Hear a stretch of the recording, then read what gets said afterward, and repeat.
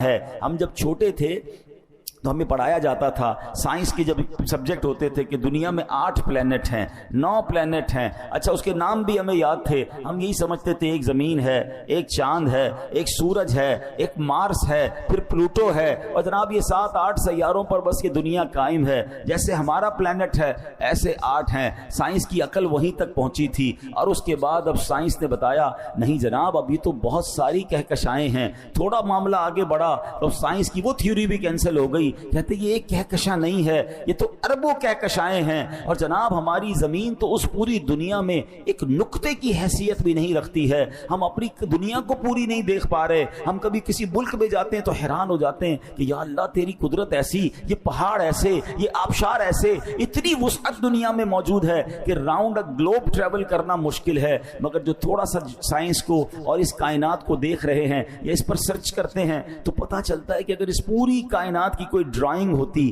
تو اس ڈرائنگ میں ایک بہت چھوٹا سا ٹائنی سا اگر کوئی نقطہ ہے تو یہ ارتھ بنتی ہے جہاں اربوں لوگ بستے ہیں. تو بتاؤ نا اس رب کی کائنات کتنی بڑی ہے. اور یہ بھی سائنس کی اب کی تحقیق ہے. ہو سکتا ہے 100 سال بعد کہیں جناب جتنا سوچا تھا یہ بھی ایک نقطہ ہے, یہ کائنات اس سے بھی وسیع ہے. اللہ اکبر. اب آئیے ایک حدیث سے سمجھیے گا کہ میرے رب کی کائنات کتنی بڑی ہے. اللہ اکبر. ایک جو آیت الکرسی میں ہم وہ پڑھتے ہیں نا, ایک بڑی خوبصورت آیت ہے وَلَا يَؤُودُهُ حِفْظُهُمَا وَهُوَ الْعَلِيُّ الْعَظِيمُ. ترجمہ کیا ہے؟ اور ان کی حفاظت اسے تھکا نہیں سکتی, اور وہی بلند و شان والا, عظمت والا ہے. یعنی اللہ کریم اس پوری کائنات کی حفاظت فرما رہا ہے, زمین کی, آسمان کی, پوری جتنی بھی گلیکسیز ہیں.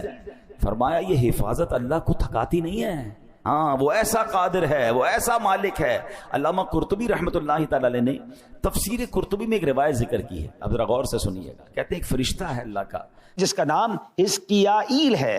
اس کے 18,000 پر ہیں, اور ہر پر کی جو لمبائی ہے نا اس کی وڈتھ کتنی ہے؟ فرمایا 500 سال کی راہ ہے. یعنی 500 ایئرز. اگر کوئی ہارس رائڈر گھوڑا دوڑائے وہ جتنا ٹریول کرے گا اتنی لمبائی ایک پر کی ہے, اور 18,000 پر ہیں. ٹھیک ہے. تو اب اس کے دل میں خیال آیا کہ یا اللہ میں تیرے عرش کا نظارہ کرنا چاہتا ہوں.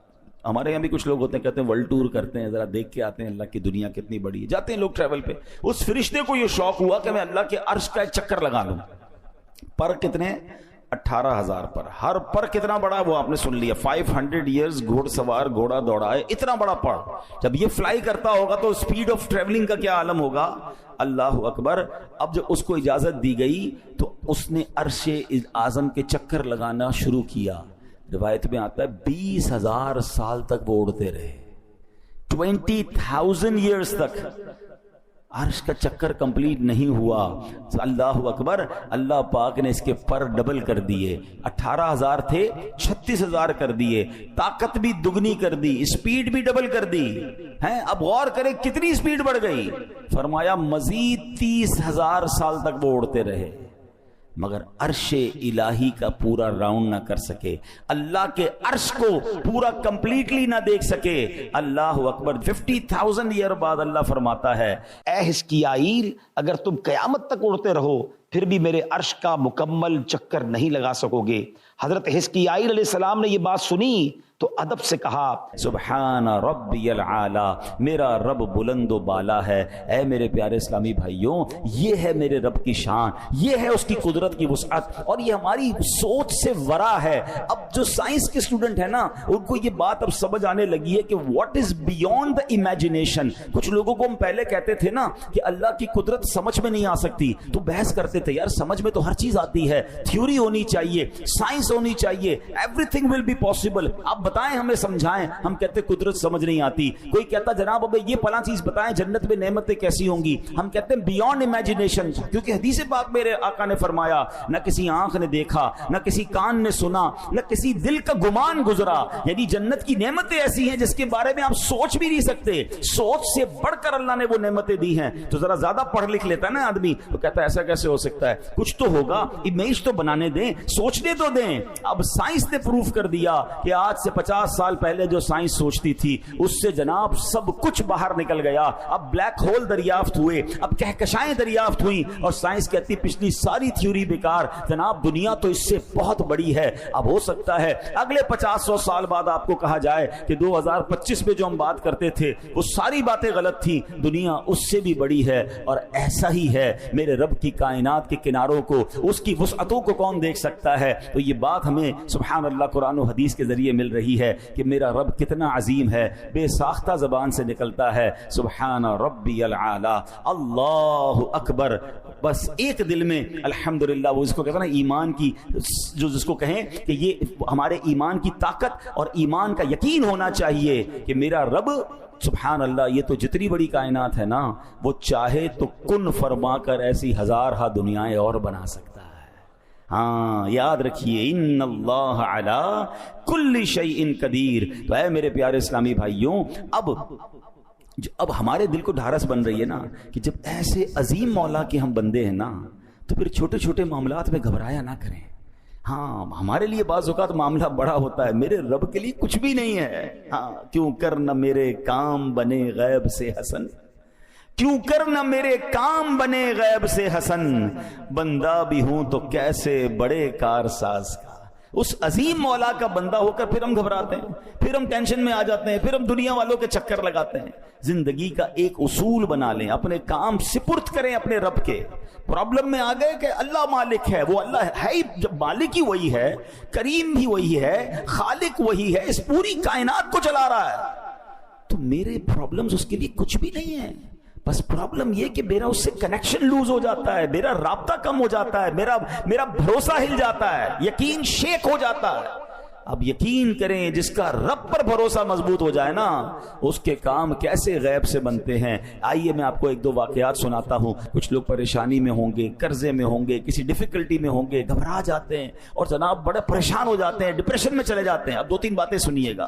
جو اللہ پر بھروسہ رکھتے ہیں نا, اللہ سے مدد مانگتے ہیں, دیکھو ان کے کام کیسے بنتے ہیں. خادم رسول حضرت انس بن مالک رضی اللہ تعالیٰ فرماتے ہیں, نبی پاک علیہ الصلوۃ والسلام نے فرمایا ایک صحابی بہت متقی اور پرہیزگار تھے, تجارت کیا کرتے تھے, ایک ملک سے دوسرے ملک مال لے جاتے تھے, دوسرے ملک سے مال لے کر آتے تھے. دوران تجارت سفر پر روانہ ہوئے تو ایک جنگل سے جانا گزر ہوا, تو ایک شخص آیا, اس نے جنگی لباس پہنا ہوا تھا, ہاتھ میں تلوار تھی, اور آپ کا سارا سامان لے لیا تجارت کا, اور کہا قتل ہونے کے لیے تیار ہو جاؤ. یہ سن کر صحابی نے کہا کہ مال تم نے لے لیا ہے, سارا مال لے لو, مجھے قتل کیوں کر رہے ہو, مجھے جانے دو. تو کہا میں تمہیں مال بھی تمہارا لوں گا اور تمہیں قتل بھی کر دوں گا. وہ جو شخص تھا, ڈاکو جو تھا, وہ بڑا ظالم تھا. اتنا کہنے کے بعد تو جب ڈاکو آگے بڑھا تو آپ نے کہا ٹھیک ہے اب تم مجھے مارنے کا ارادہ کر ہی چکے ہو, مرنے سے پہلے میں اللہ کی بارگاہ میں سجدہ کرنا چاہتا ہوں, تو 4 رکعت پڑھنے دو. اس نے کہا ٹھیک ہے چلو, قتل تو کرنا ہی ہے, تمہیں مال تو لے چکا ہوں, تمہاری خواہش پوری کرتا ہوں. وضو کیا, 4 رکعت نفل پڑھی, اور سجدے کی حالت میں اللہ کی بارگاہ میں دعا کی. ترجمہ دیکھیں کیسا پیارا ہے. اے ودود, اے عرش مجید کے مالک, اے وہ کہ ہمیشہ جو چاہے کرنے والا ہے, تیری عزت جس کی کوئی انتہا نہیں, میں تجھے تیری اسی عزت کا واسطہ دیتا ہوں. اے ایسی بادشاہت کے مالک جس پر کوئی دباؤ نہیں ڈال سکتا, وہ نور جس سے تیرا عرش روشن ہے, میں تجھے اسی نور کا واسطہ دیتا ہوں. اے میرے پروردگار مجھے اس ڈاکو کے شر سے محفوظ فرما. اے مدد کرنے والے میری مدد فرما, اے مدد کرنے والے میری مدد فرما, اے مدد کرنے والے میری مدد فرما. صحابی رسول نے گر گڑا کر 3 بار یہ دعا پڑھی. ابھی دعا سے فارغ نہ ہوئے تھے, اچانک ایک گھڑ سوار آئے, ان کے ہاتھ میں بھی تلوار ہے. اس ڈاکو کا کام تمام کیا, اس کو جناب مار کر اب وہ واپس جانے لگے. تو اب جب وہ گھڑ سوار جو آئے تھے, صحابی رسول کہتے ہیں آپ کون ہیں, اس جنگل میں کہاں سے آ گئے, میری مدد کیسے کیا آپ نے؟ اللہ اکبر. گھڑ سوار کہتے ہیں میں اللہ کے فرشتوں میں سے ایک فرشتہ ہوں, 4تھے آسمان سے آپ کی مدد کے لیے آیا ہوں. ہمیں لگتا ہے کہ کون مدد کرے گا, میں تو پھنس گیا, مجھے تو گھیر لیا گیا, مجھے تو دبا دیا گیا, دیوار سے لگا دیا گیا ہے, قرضہ میرا بڑھ گیا ہے, سارے لوگ میرے پیچھے پڑ گئے, میں کیسے نکلوں گا؟ ہم کیوں بھول جاتے ہیں, کیوں کر نہ میرے کام بنے غیب سے حسن, بندہ بھی ہوں تو کیسے بڑے کارساز کا. پہلے یہ مانو تو صحیح میں اللہ کا بندہ ہوں, یہ ساری دنیا میرے خلاف ہو جائے, اگر رب کی مدد میرے ساتھ ہے تو کوئی کسی کا کچھ بگاڑ نہیں سکتا ہے. وَتُعِزُّ مَن تَشَاءُ وَتُذِلُّ مَن تَشَاءُ. ہمارا پرابلم یہ ہے, ہم سب کے پاس جاتے ہیں, ہم رب کے پاس نہیں جاتے. اچھا، یہ جو دعا ہے حضرت انس بن مالک فرماتے ہیں جو شخص وضو کرے 4 رکعت پڑھ کر انہی کلمات کے ذریعے دعا کرے جن کلمات سے اس صحابی نے دعا کی تو وہ دعا بھی قبول ہو جاتی ہے. تو یہ دعا بھی آپ چاہیں تو اس کو انشاءاللہ لے لیجئے گا. اور یہ ہے اللہ سے بھروسہ کرنا اور اللہ کی بارگاہ میں دل سے پکارنا. تو اللہ کرے کہ ہمیں یہ بات سمجھ آ جائے. حجاج بن یوسف، اچھا انہی انس بن مالک کا بھی واقعہ ہے کہ یہ حجاج بن یوسف جو تھا نا بڑا ظالم بادشاہ تھا. اس کو حضرت انس بن مالک سے ایک طرح سے دشمنی تھی کہ کسی طرح ان کو پکڑ کے معاذ اللہ ان کو شہید کر دوں گا. بڑے عرصے بعد حضرت انس بن مالک کو پکڑ لیا کہ پتہ آج میں تمہارا کیا حل کرنے والا ہوں. تو اس نے کہا کہ نہیں میں تو تمہیں قتل کر دوں گا. حضرت انس مالک کہا تو تم کچھ بھی نہیں کر سکتے. کیوں نہیں کر سکتے؟ کہ میں نبی پاک نے مجھے ایک دعا سکھائی ہے، میں وہ دعا پڑھ چکا ہوں، تم میرا کچھ بھی نہیں بگاڑ سکتے. وہ دعا بہت لمبی ہے مگر اس میں ایک حصہ یہ بھی ہے جو قرآن مجید میں ہے، بے شک میرا مددگار اللہ ہے جس نے کتاب اتاری اور وہ صالحین کو مدد کرتا ہے. حضرت انس بن مالک نے یہ کہا، حجاج بن یوسف نے آپ کو چھوڑ دیا. اس کے ساتھی کہتے ہیں اتنے عرصے سے انتظار کر رہے تھے کہ حضرت انس بن مالک آئیں گے، تم پکڑو گے، معاذ اللہ انہیں قتل کرو گے، تم نے ویسے ہی چھوڑ دیا.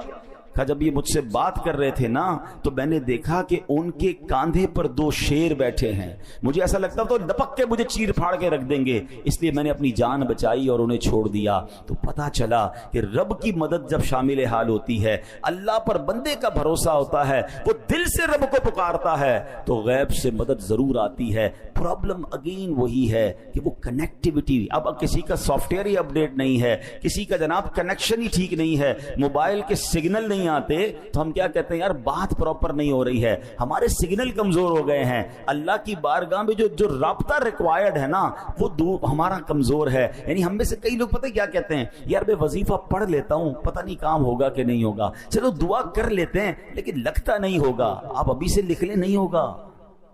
ہاں، دعا کی قبولیت کے لیے ریکوائرڈ یہی ہے کہ یقین کامل ہو کہ جس سے مانگ رہا ہوں وہ دینے والا ہے اور وہ ضرور مدد فرمائے گا. وظائف کی دنیا میں بھی جتنے وظیفے آپ نے پڑھتے ہیں یا پڑھنے کا کہا جاتا ہے، تعویذ کا بھی معاملہ یہی ہے کہ آپ کا یقین ہوگا آپ کا مسئلہ ضرور حل ہوگا. ہم نے کینسر کے مریض ٹھیک ہوتے دیکھے اور ہمارا بخار بھی نہیں جاتا، کیوں کہ ان کا یقین تھا. دعا کرنے والے کا جب یقین ہو جاتا ہے نا تو پھر اللہ اس کو اس کے گمان سے زیادہ بہتر عطا فرماتا ہے. پہلے بھی کئی بار یہ واقعہ سنا ہے لیکن چلیں آج موضوع ہے. ایک شہر میں گاؤں میں بارش نہیں ہو رہی تھی. تو جب بارش نہیں ہو رہی تھی تو لوگوں نے کہا مل کے دعا کرتے ہیں. ہزاروں لوگ جمع ہو گئے. کئی سالوں سے بارش نہیں ہوئی تھی، کھیت بھی سوکھ گئے تھے، سارے جو ہے وہ مویشی بھی پیاسے تھے. جب دعا کی تو ایک نوجوان جو چھتری لے کر آیا، سب لوگ مذاق اڑانے لگے کہ اللہ کے بندے سارے گاؤں میں کئی عرصے سے بارش نہیں ہوئی، تم چھتری لے کر آؤ. کہ مانگنے کس سے آیا ہوں؟ اللہ سے مانگنے. بارش تو اسی نے دینی ہے، بارش ہوگی تو کیا بھیگتے ہوئے واپس جاؤں گا؟ علماء کہتے ہیں دعا شروع ہوئی اور موسلا دھار بارش ہونا شروع ہو گئی. سارے گاؤں کے لوگ بھیگتے ہوئے جا رہے ہیں، وہ نوجوان اپنی چھتری کے سائے میں جا رہے ہیں. وہ یقین چاہیے. شاعر مشرق ڈاکٹر اقبال نے کہا نا، اگر آج بھی ہو ابراہیم سا ایمان پیدا. ایک ہی کنڈیشن چاہیے، حضرت ابراہیم جیسا ایمان مل جائے نا. اگر آج بھی ہو ابراہیم سا ایمان پیدا، آگ کر سکتی ہے انداز گلستان پیدا. آج بھی آگ باغ بنے گی. حضرت ابراہیم کے لیے بنی تھی نا، آپ کے لیے بھی بن سکتی ہے. کیسے؟ وہ والا ایمان بھی تو لائیں، وہ یقین تو لائیں نا. ایک بڑی خوبصورت بات علماء کہتے ہیں، سب کو پتا ہے کعبے کے سامنے جب جائیں جو دعا مانگی کیا ہوتا ہے؟ قبول ہوتی ہے. ٹھیک ہے، ایک تو وجہ اتنا بڑا اللہ کا گھر کعبہ. ایک اور وجہ بھی جو بڑی خوبصورت حکمت والی علماء بیان کرتے ہیں، فرماتے کعبے کو دیکھ کر جو تمہارے دل کی کیفیت بنتی ہے نا، ہر بندے آپ دیکھیں جو کعبے کو پہلی بار دیکھتا ہے آنسو نکل آتے ہیں، بندہ اپنے آپ کو بڑا حقیر فیل کرتا ہے، شرم آتی ہے، ایک عجیب رکت طاری ہو جاتی ہے. بڑی کمال کی بات فرمائی. کہا دعا کی قبولیت کا تعلق اس کیفیت سے ہے. وہ کیفیت تمہاری گھر میں بن جائے، تمہاری گھر میں بھی دعا قبول ہو جائے گی. وہ کنیکٹیوٹی ہے. کعبہ دیکھتے ہی آپ کنیکٹ ہو جاتے ہیں، کنیکٹ ہوتے ہیں، دعا قبول ہو جاتی ہے. وہی کنیکشن اگر آپ کا یہاں ہو جائے، وہ اللہ سے تعلق، وہ رقت قلبی، وہ سوز، وہ گداز، وہ رونا، وہ گڑگڑانا آپ دنیا میں کہیں ہیں، کعبے کے سامنے نہیں ہے. آپ وہ کیفیت آپ پر طاری ہوئی، آپ کی دعا قبول ہو جائے گی. تو یہ بات سمجھنی ہے کہ میں اس رب کا بندہ ہوں جس کی کائنات وسیع، جس کی قدرت کا کوئی کنارہ نہیں. تو میرا مسئلہ اس کے لیے کچھ بھی نہیں ہے. اللہ مالک ہے, اللہ خالق ہے. بس یہ بھروسہ اگر دل میں ہو گیا تو اے میرے پیارے اسلامی بھائیوں معاملہ آسان ہو جائے گا. اب اس آیت کا آخری جز سمجھ کر بیان کو ختم کرتے ہیں. اللہ نے فرمایا وَمَا لَكُم مِّن دُونِ اللَّهِ مِن وَلِيٍّ وَلَا نَصِيرٍ. اللہ کے مقابلے میں تمہارا نہ کوئی حمایتی ہے اور نہ ہی مددگار. اب ایک سادہ سا سوال ہے, قرآن تو کہہ رہا ہے کہ اللہ کے علاوہ جو ہے, اللہ کے مقابلے میں تمہارا کوئی مددگار نہیں, مگر اگر میں آپ سے پوچھوں کہ کیا دنیا میں کسی سے مدد نہیں لیتے تو آپ کہتے ہیں ہم تو روز مدد لیتے ہیں. کھانا کوئی کھلاتا ہے, پانی کوئی پلاتا ہے, ملازم بھی ہمارا کام کر دیتا ہے, کسی عالم کے پاس جا کر مدد لیتے ہیں کہ ہمارا شرعی مسئلہ بیان کر دیں, تو یہ بھی تو مدد ہے. پھر اللہ پاک نے کیوں فرمایا کہ وَمَا لَكُم مِّن دُونِ اللَّهِ مِن وَلِيٍّ وَلَا نَصِيرٍ. اللہ کے مقابلے میں تمہارا نہ کوئی حمایتی ہے اور نہ کوئی مددگار. اس آیت کو سمجھنا ہوگا. اسی آیت کو انٹرپریٹ کر کے لوگ جو ہے وہ ہمارے عقائد اور دیگر چیزوں کو ڈسٹرب کرتے ہیں. اب ذرا سمجھیے, غیر اللہ کی دو قسمیں ہیں. ایک ہے دون اللہ یعنی جو اللہ پاک کے دشمن ہیں, اور دوسری قسم ہے عباد اللہ یا اولیاء اللہ یعنی جو اللہ پاک کے بندے, اللہ پاک کے دوست ہیں. اللہ کریم نے جہاں جہاں بھی غیر اللہ کی مدد کا انکار کیا وہاں دون اللہ کا لفظ استعمال ہوا. مطلب یہ کہ اللہ پاک کا کوئی بھی دشمن اللہ پاک کے مقابلے میں کسی کی کوئی مدد نہیں کر سکتا. اللہ پاک چاہے تو بندے کو شفا نہیں ملنی تو کوئی غیر اللہ دون اللہ کچھ بھی کر لے بندے کو شفا نہیں ملے گی. اور اللہ پاک چاہے بندے کو شفا ہونی ہے تو کوئی غیر اللہ دون اللہ ساری دنیا مل کر کسی بندے کو بیمار نہیں کر سکتی. یہ دون اللہ اور عباد اللہ کا فرق سمجھنا ہوگا. اب مثال کے طور پہ قرآن سے ہی مثال سمجھا دیتا ہوں, ٹھیک ہے, تاکہ کلیئر ہو جائے گا. ان الذین تدعون من دون اللہ لن یخلقوا ذبابا ولو اجتمعوا لہ. اللہ قرآن میں فرماتا ہے بے شک اللہ کے سوا جن کی تم عبادت کرتے ہو ہرگز ایک مکھی بھی پیدا نہیں کر سکیں گے اگرچہ سب اس کے لیے جمع ہو جائیں. اب یہ کون ہے, یہاں لفظ کیا استعمال ہوا, دون اللہ, اللہ کے سوا ہیں, اللہ کے غیر جو اللہ کے دشمن ہیں وہ ساری دنیا جمع ہو جائے ایک مکھی بھی نہیں بنا سکتے. اسی قرآن میں اللہ کیا فرماتا ہے, سبحان اللہ, ایک شاندار عبداللہ کی بات ہو رہی ہے. وہ کون ہے, حضرت عیسیٰ علیہ السلام. اللہ کے بندے ہیں نا, اللہ کے پیغمبر ہیں, اللہ کے پیارے ہیں. قرآن فرماتا ہے انی اخلق لکم من الطین کہیئۃ الطیر فانفخ فیہ فیکون طیرا باذن اللہ. میں تمہارے لیے مٹی سے ایک پرندے جیسی شکل بناتا ہوں, پھر اس میں پھونک ماروں گا تو وہ اللہ کے حکم سے فوراً پرندہ بن جائے گی. دون اللہ کو چیلنج دیا جا رہا ہے, ساری دنیا مل جاؤ ایک مکھی نہیں بنا سکتے. اور اللہ ہی قرآن میں فرما رہا ہے کہ میرا ایک پیارا ایسا ہے کہ مٹی سے پرندہ بنا کر پھونک مارتا ہے تو مکھی نہیں پورا پرندہ بنا دیتا ہے. دس از دا ڈفرنس. وہی بات ہے کہ قرآن کی ایک آیت پڑھ کے آپ انٹرپریٹ کر دیں کہ دیکھو قرآن کہتا ہے اللہ کے سوا کوئی مددگار نہیں. بالکل اللہ کے سارے دشمن مل جائیں کسی کی کوئی مدد بھی نہیں کر سکتے, کسی کا بگاڑ بھی نہیں سکتے, مگر میرا رب اپنے پیاروں کو, اللہ اپنے حبیبوں کو, اپنے چاہنے والوں کو, اپنے بندوں کو جب چاہے جو اختیار عطا فرمائے. ہاں یہ بات ہمیشہ ماننی ہے کہ اگر اللہ کا کوئی پیارا مدد کرتا ہے, اللہ کے کسی پیارے کو اتھارٹی ہے تو وہ رب کی طرف سے ہے, اس کا اپنا کچھ نہیں ہے. شرک یہ ہوتا ہے کہ کوئی کہے جناب وہ اپنی مرضی سے عطا فرماتے ہیں, اپنی مرضی سے مدد کرتے ہیں. نہیں جناب, الحمدللہ ہمارا عقیدہ یہ ہے ہر ولی, ہر صحابی, ہر نبی وہ اللہ کا محتاج ہے, اللہ کسی کا محتاج نہیں. ہاں رب جسے چاہے اختیار دے, رب جسے چاہے اتھارٹی دے, اور یہ قرآن میں جا بجا واقعات موجود ہیں. تو اے میرے پیارے اسلامی بھائیوں, اگر قرآن کو عشق رسول, عشق صحابہ, عشق اولیاء کی نظر سے پڑھیں گے تو صحیح عقائد سمجھ آئیں گے. تو بہرحال آج کے بیان میں ہمیں دلاسا بھی ملا ہے اللہ کتنا عظیم مالک ہے.